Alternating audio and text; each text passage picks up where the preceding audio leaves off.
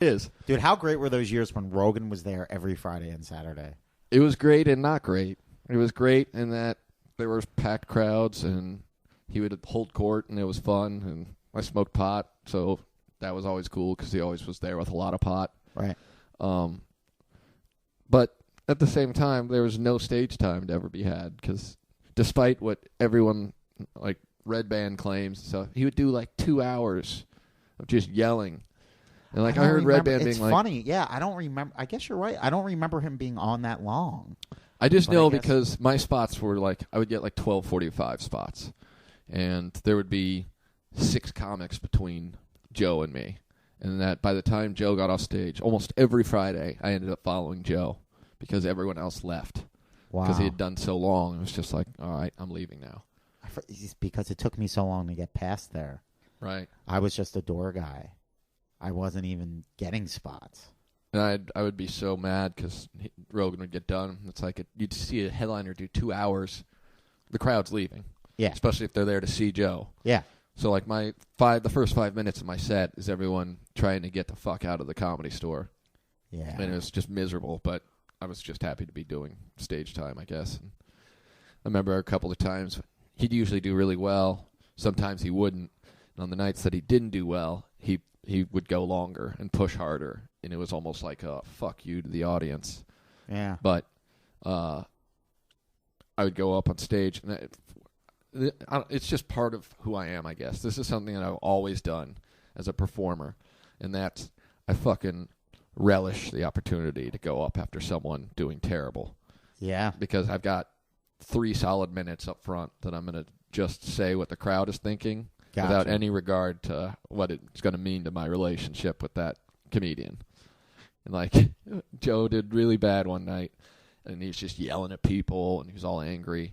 And I went up afterwards and started making jokes about how he wouldn't be so angry if he wasn't a closeted homosexual that was trying to act like he wasn't gay. Oh my! And I started doing my impression of him with. I'm angry. At least I'm fake angry because I want to have sex with men. Oh, and then I started talking about God. I'm going to do some push-ups. I want one of my ultimate fighting buddies to come over here and stick their dick in my ass.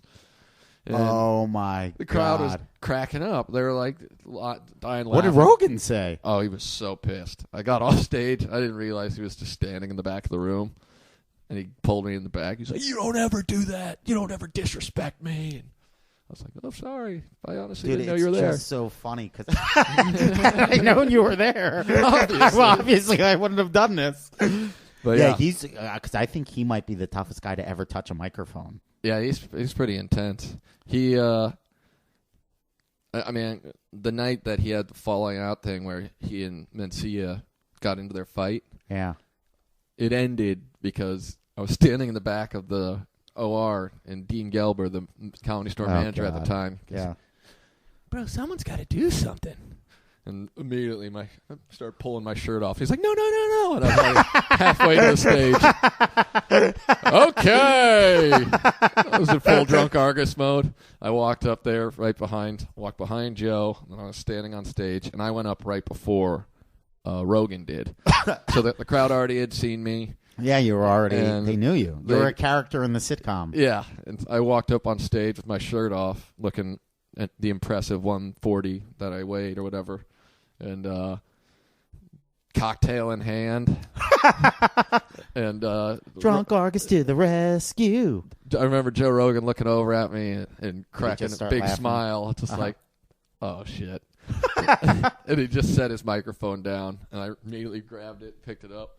Give it up for Kipadada and Angel Salazar, everybody.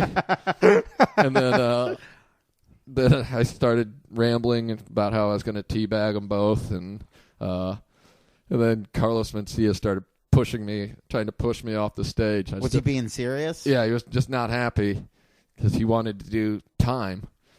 So after that, so then I okay, one more time, everyone, Angel Salazar, and I wandered off, and then about 5 minutes of Carloston trying to explain himself. Rogan was in the back with Red Band or whatever, doing more interviews on camera, and Carlos is just at this point arguing with an audience that's there to see Joe Rogan. Oh God! And so he's like trying to tell them about how he doesn't steal jokes and how he's more successful than Joe. Like that was what their whole fight ended up being about. It was like a big dick contest. Oh, like God. I have more money. I'm more successful. I have more fans. I have more fans. And so after about 5 minutes of that, it's just, well, I started going, what time is it? Argus, I think it's 9:15. Ari responding. I immediately just walked back up on stage. That's why I remember